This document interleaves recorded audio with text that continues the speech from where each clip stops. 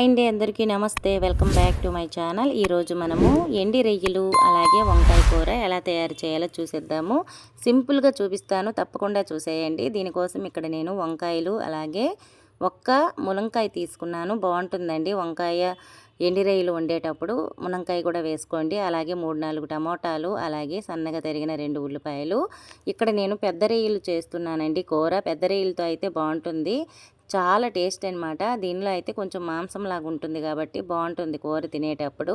అలాగే ఉల్లిపాయలు కూడా సన్నగా తరిగి ఒక పక్కన పెట్టేసేయండి.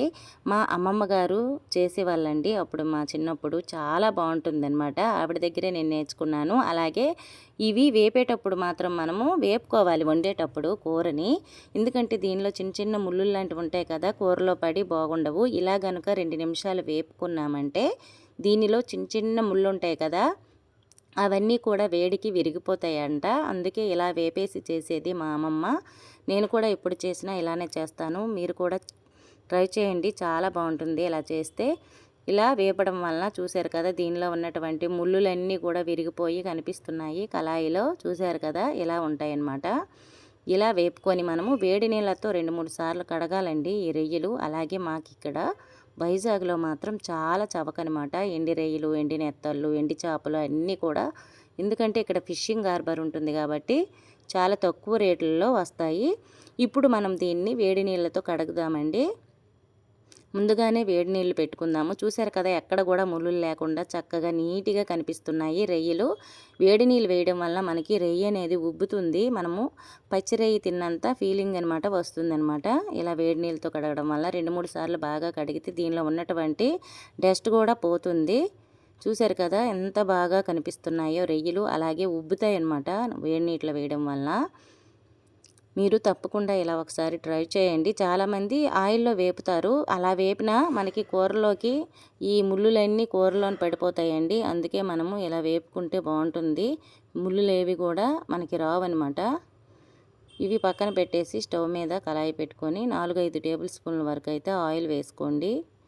ఆయిల్ చక్కగా వేడెక్కిన తర్వాత కొంచెం జీలకర్ర అలాగే ఆవాలు వేసుకోండి, చిటపటలాడనివ్వండి.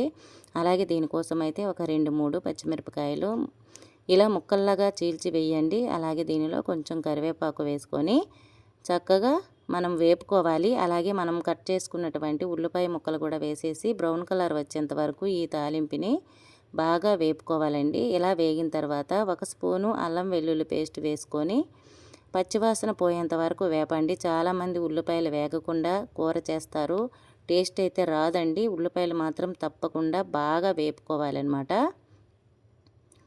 అలాగే ఈ రొయ్యలు ఒక్కసారి తీసుకొని మనము స్టోర్ చేసుకుంటే మనకి ఎప్పుడు కూర కావాలంటే రొయ్యల్లో కానీ వంకాయల్లో కానీ అలాగే గోంగూరలో కానీ వేసుకొని అప్పుడప్పుడు మనము వంట చేసుకోవచ్చు, కూరని వండుకోవచ్చు అనమాట. ఒకసారి మనం ఎండి రొయ్యలు కొనుక్కొని స్టోర్ చేసుకుంటే ఎన్నో రోజులు వస్తాయి. ఇప్పుడు మనం కట్ చేసుకున్నటువంటి వంకాయ ముక్కలు కూడా వేసుకోండి. లేత వంకాయలు అయితే బాగుంటాయి. అలాగే వంకాయలు కట్ చేసేటప్పుడు కొంచెం సాల్ట్ వాటర్లో వేసుకుంటే నల్లబడకుండా ఉంటాయన్నమాట.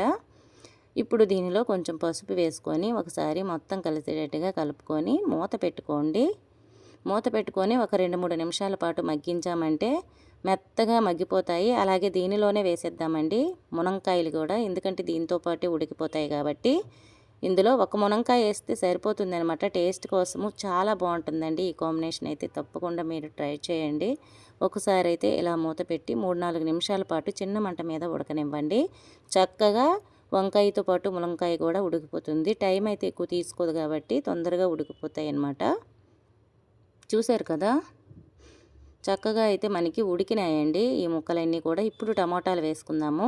ఇవి ఉడకకుండా టమోటాలు వేసామంటే అస్సలు కూర అనేది బాగుండదు. అలాగే మునంకాయ టమోటా కలిపి పెడితే మునంకాయ అస్సలు ఉడకదు కాబట్టి మనము సగం ఉడికిన తర్వాత ఇప్పుడు టమోటాలు వేసుకొని ఉడికించుకుందాము. ఇలా టమోటాలు ఉడకాలంటే కొంచెం సాల్ట్ వేసుకొని ఉడికించినట్లయితే టమోటాలు తొందరగా మగ్గిపోతాయి అన్నమాట. మూత పెట్టండి సాల్ట్ వేసుకొని. అలాగే మన ఛానల్లో మంచి మంచి వీడియోస్ ఉంటాయి, తప్పకుండా చూడండి. అందరూ కూడా మన ఛానల్లో చాలా సింపుల్ ప్రాసెస్లో ఉంటాయన్నమాట వీడియోస్ అన్నీ కూడా. సపోర్ట్ చేయండి ఛానల్ చూసి. ఇలా ఉప్పు వేసి మరో 2 నిమిషాల పాటు మూత పెట్టామంటే మెత్తగా ఈ టమోటా ముక్కలన్నీ కూడా మెత్తబడిపోతాయి అన్నమాట. చూశారు కదా ఎంత మెత్తగా అయిపోతాయో. ఇప్పుడు మొత్తం ఒకసారి ఇలా కలుపుకొని మనము స్పైసెస్ని అయితే యాడ్ చేసుకుందామండి. అలాగే రొయ్యలు కూడా ఇప్పుడే వేసుకుందాం మనం దీనిలో. కొంతమంది ఏం చేస్తారంటే రొయ్యలు ముందుగానే వేసుకుంటారు, వేపుకుంటారు. ఇలా మనం వేపుకున్నాం ముందుగా కాబట్టి పర్వాలేదండి. ఇప్పుడు ఇలా రొయ్యలు వేసుకున్న తర్వాత మనం తినేదాన్ని బట్టి కారం వేసుకోండి. నేను ఇక్కడ స్పూన్నర కారం వేసుకుంటున్నాను. అలాగే అర teaspoon garam masala powder, పావు టీ స్పూన్ ధనియాల పౌడర్ అండి. అంతే, మరి ఏం మసాలాలు ఇంకేమి వేయవలసిన అవసరం అయితే లేదు దీనికి. కూర అయితే అదిరిపోద్దండి. ఒకసారి తప్పకుండా ట్రై చేయండి. వేడి వేడి రైస్లను కలుపుకొని తిన్నామంటే ముద్ద ముద్దకు ఆస్వాదిస్తూ తినొచ్చు. అంత బాగుంటుందన్నమాట టేస్ట్. ఇలా కలుపుకున్న తర్వాత ఒక 2 నిమిషాలు మూత పెట్టేసి వదిలేయండి. ఎందుకంటే మనము కారము, ఉప్పు ఇవన్నీ వేసుకున్నాం కాబట్టి మసాలాలు దీనికి బాగా పడుతుందనమాట. రొయ్యలకి, వంకాయ ముక్కలకి బాగా పట్టి టేస్ట్ ఇంకా పెరుగుతుంది. ఇలా మూత పెట్టుకొని 2 నిమిషాలు పోయిన తర్వాత మూత తీయండి. తీసి దీనిలో ఒక టీ గ్లాస్ వాటర్ పోసుకోండి. మరీ ఎక్కువ వాటర్ అయితే మనకి గ్రేవీ అనేది పల్చగా వచ్చేస్తుంది అనమాట. కొంచెం చిక్కగా ఉంటే మనకి తినడానికి బాగుంటుంది అన్నంలో కలుపుకొని. అలాగే టేస్ట్ కూడా సూపర్ అనమాట.